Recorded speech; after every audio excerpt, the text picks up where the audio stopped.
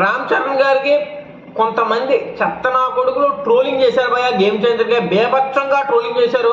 ఈ చెత్తనా కొడుకులకే చెప్తున్నాను, బుచ్చుబాబు గారు రామ్ చరణ్ గారు కాంబినేషన్లో ఒక బేభత్సమైన సినిమా ఉంది. ఈ సినిమా రిలీజ్ అవ్వాక ఎవరైతే ట్రోల్ చేశారో వాళ్ళే అంటారో ఇలాంటి వ్యక్తిని రా ట్రోల్ చేసిందని. అలాంటి యాక్టింగ్ ఉంటుందంట. నిజంగా బుచ్చిబాబు గారు సినిమా నేషనల్ అవార్డుతో పాటు ఆస్కార్ కూడా కొట్టే అవకాశం ఉన్నదే. బేభత్సమైన సినిమా అంట భయ. సందీప్ రెడ్డి వంగాతో ఒక సినిమా ఉంది రామ్ చరణ్ కాంబినేషన్లో. తర్వాత ప్రశాంత్ నీల్తో సలార్, డ్రైగన్, దానికన్నా బేభత్సమైన సినిమా ఒకటి ఉంది భయ. మొత్తం మాట్లాడదాం. రామ్ చరణ్ గారికి ట్రోల్ చేసిన ప్రతి ఒక్కరు ఈ వీడియో చూడాలని నా మనవి.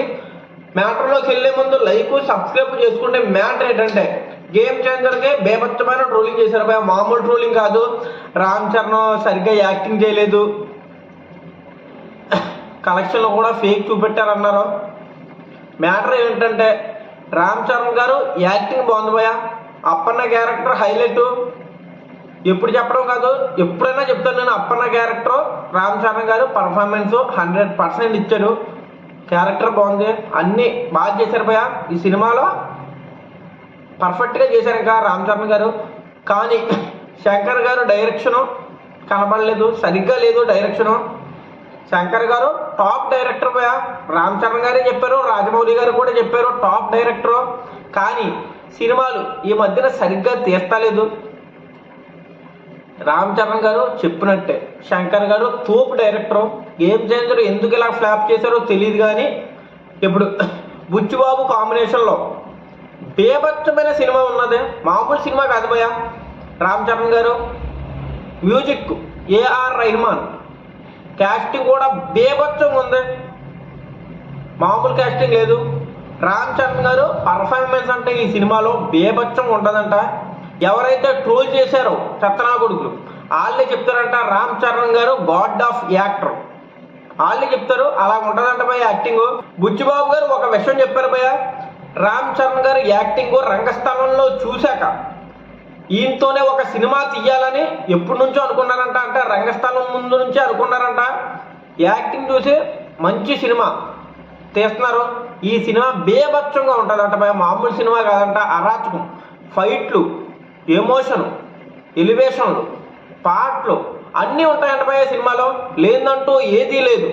స్టోరీ కూడా కొత్తగా ఉంటుందంట, రొటీన్గా ఏమి ఉంటుందంట. ఒక బేభత్సమైన స్టోరీ అంట. ఏం స్టోరీయో తెలియదు కానీ బేభత్సమైన అప్డేట్లు కూడా వస్తున్నాయి భయ. అదైతే వీడియో చేస్తూ పెడుతూ ఉంటాను. తర్వాత సందీప్ రెడ్డి వంగతో బేభత్సమైన ప్యాన్ ఇండియా సినిమా ఉంది. ఇదైతే మామూలు సినిమా కాదంట. సందీప్ రెడ్డి వంగ ఎవరి ఫ్యానో కాదు భయ, చిరంజీవి గారి ఫ్యాను.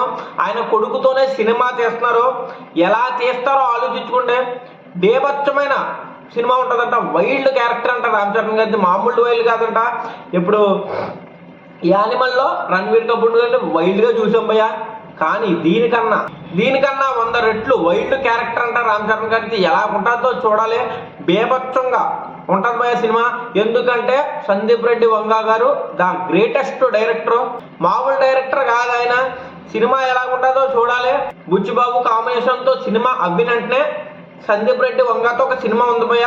తర్వాత ప్రశాంత్ నీల్ ద గ్రేటెస్ట్ డైరెక్టర్తో ఇంకో సినిమా ఉంది భయ. మామూలు సినిమాలు లేవు. రామ్ చరణ్ గారికి బేభత్సమైన సినిమాలు ఉన్నాయి. బుచ్చిబాబు గారితో ఒకటి ఉంది. Sandeep Reddy Vanga the great director. అంతకన్నా గ్రేట్ డైరెక్టర్ ప్రశాంత్ నీల్తో ఇంకో సినిమా ఉంది. ఈ సినిమా ఎప్పుడు వస్తుందంటే సలార్ 2 అవ్వాలి. డ్రైగన్ మూవీ ఎన్టీఆర్ గారితో ఉంది.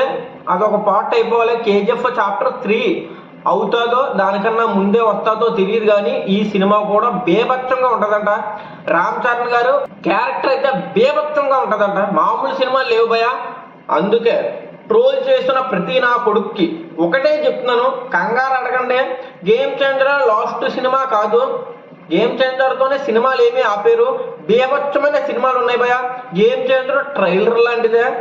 సినిమాలు ఇంకా ఉన్నాయి, బేభత్సమైన సినిమాలు. ఈ సినిమాలు ఒక్కో సినిమా 1000 కోట్లు దాటకపోతే, అర్థమవుతుందా? 1000 కోట్లు దాటకపోతే అప్పుడు చెప్పండి భయ, కన్ఫామ్గా 1000 కోట్లు దాటే సినిమాలు ఇవి. మీరు ఏ సినిమా కోసం వెయిటింగ్ చేస్తున్నారో కామెంట్ చేయండి. ఉంటాను, బాయ్. జై హింద్, జై